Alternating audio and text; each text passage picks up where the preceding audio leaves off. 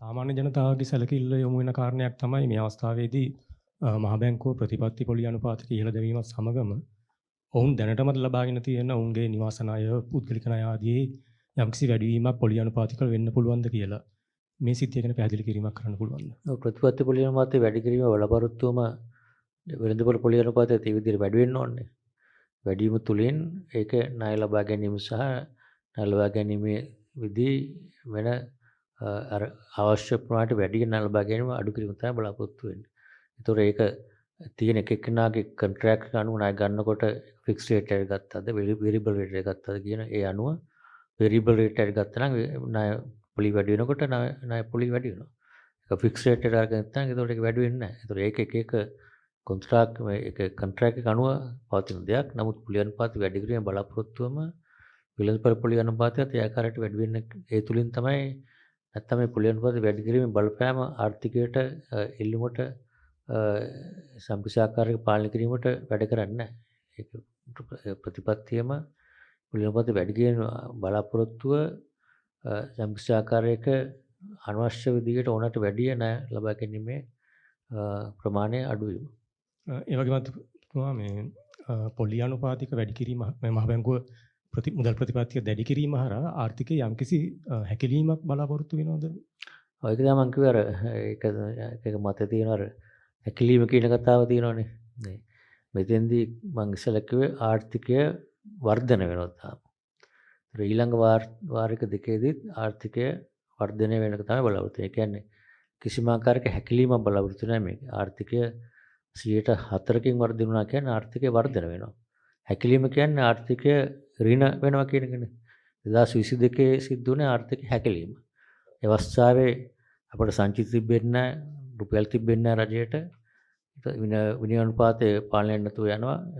ආයෝජන කරන බඩු මුකුත් නැතුව රට ලොකු අර්බුදයක තිබිච්ච වෙලාවකනේ.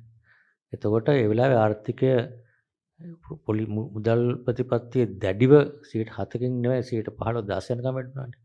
ඒ තුලින් තමයි ආර්ථිකය යම්කිසාකාර සංකෝචන කිරීමෙන් තමයි ස්ථාවර තත්ත්වය ලබා ගන්න පුළුවන් වුනේ. මේ අවස්ථාවේ එහෙම අවශ්‍ය වෙන්නේ නැහැ. ආර්ථික දිගටම වර්ධනය වෙන ගමන් තමයි යම්කිසාකාරයට වැඩිපුර තියෙන ඉල්ලුම පාලනය කිරීම තුලින් තමයි මේක යන්නේ. ඒක වැදගත් ප්‍රශ්නයක්. මොකද ඔක ගොඩක් කල මම දැකලා තියෙනවා ආර්ථික හකුලන්නේ නැහැ මේක. අර එකක් මම ගොඩක් ආපරන්ස මම කියන්නේ අර පොඩි අර උදාහරණයක් මම කිව්වනේ මුලින්ම ආපු වෙලාවේ අර මේක අර ඒ වෙලාවේ තිබ්බේ මේ වාහනයක් පල්ලමට කඩාගෙන යනවා ක්‍රෑෂ් වෙන්න ගිහිල්ලා කුඩු වෙන්න යන මත්තුම තියෙනකොට එතකොට ඒ වෙලාවේ ඒකට දැඩි ප්‍රතිපත්ති අරගෙන මේක නවත්තගෙන ස්ථාවර කරන්න අවශ්‍ය වුණා. ඒක වෙලා පස්සේ දැන් ඊට පස්සේ මේක එළියට අරගෙන උඩට අරගෙන ස්ථාවරව ඉදිරියට යනකොට දැන් පේන්නේ තාමත් ඉදිරියට යම්කිසි වේගයකින් යනවා. මොකද අපි දකින්න නම් ඉදිරිය අනිශ්චිතයි කියලා. ලාකෝ ආර්ථික තත්ත්වය නිසා ඉතින් අනිශ්චිතතාවයක් තියෙනවා නම් අපි යන වේගෙම යන්න බෑ යම්කිසි පරිස්සමෙන් ඊට වඩා හෙමින් ඉදිරියට යනවා. තාමත් යන්නේ ඉදිරියට නමුත් යන්නේ හෙමින් ඉදිරියට. අර ඒ වෙලාවට තියෙන්නේ මේක කඩාගෙන පල්ලෙහාට කරයන්නේ. එහෙම නෙමෙයි මේක කියන්නේ ඉදිරියට තාමත් යනවා. යම්කිසි ආකාරයකට අඩු වේගෙන් යන්න ඕන. ඒක තමයි අර ප්‍රූඩන්ෂල් පොලිසි එක කියන්නේ.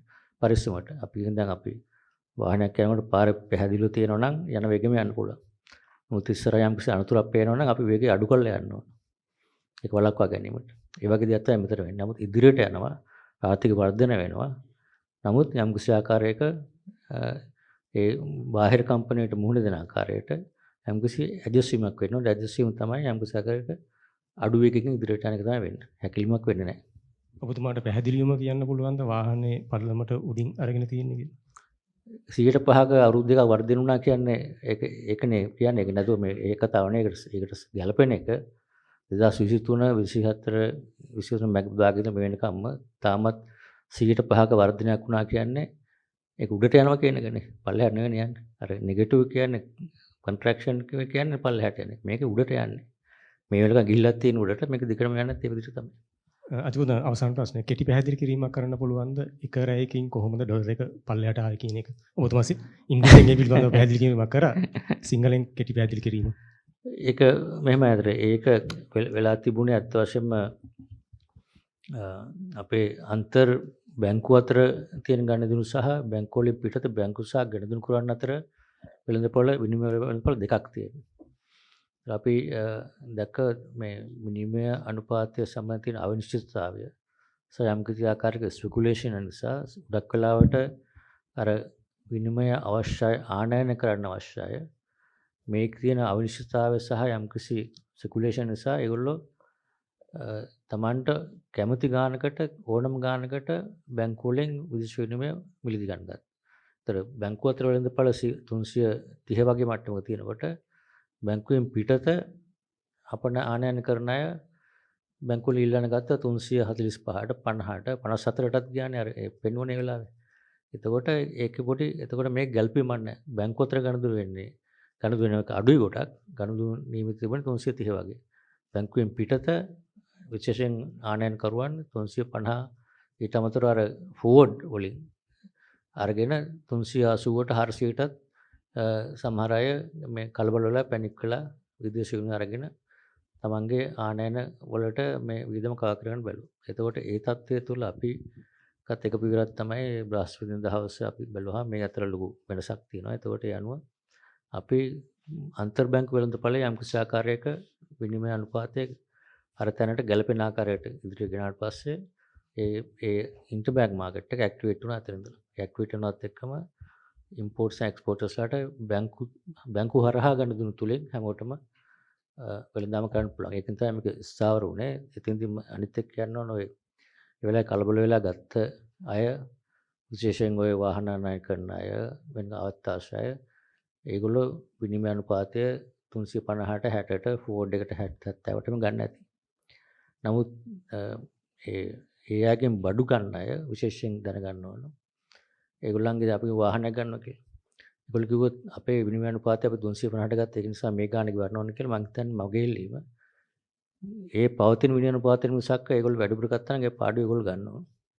ඒක කස්ටමර්ට පාස් කරන්න එක වැරදි. ඒ නිසා ජනතාව දැනගන්න ඕන තමන් ආනයනය කරලා යම් කිසියක් ගන්න යනවා නම් මේ තියෙන පවතින වෙළඳපොළ විනිමය අනුපාතය මිසක් වැඩිපුර කලබලයක් ගත්තාම ඒකේ පාඩුව ඒගොල්ලෝ ගන්න මිසක් ඒක ජනතාවට දාන්න හොඳ නැහැ. ඒ දැනුවත් කිරීමක් කරනවා. මොකද හේතුව දැන් ඔය මෙහෙමගේ වැඩුණාම හැමෝම කියනවා ඉම්පෝට් කරන අය අපි ගත්තේ 350ට. ඒ නිසා ඒක තමයි මිල කියන එක. ඒක මං හිතන්නේ ප්‍රතික්ෂේප කළොත් දැන් මොකද ඒ කලබල වෙලා වැඩිපුර ගත්ත අයගේ දැන් ඒ පාඩුව ඒගොල්ලන්ට දැන් දරා ගන්න වෙනවා. දැන් 323ට ඇවිල්ලා තියෙනවා.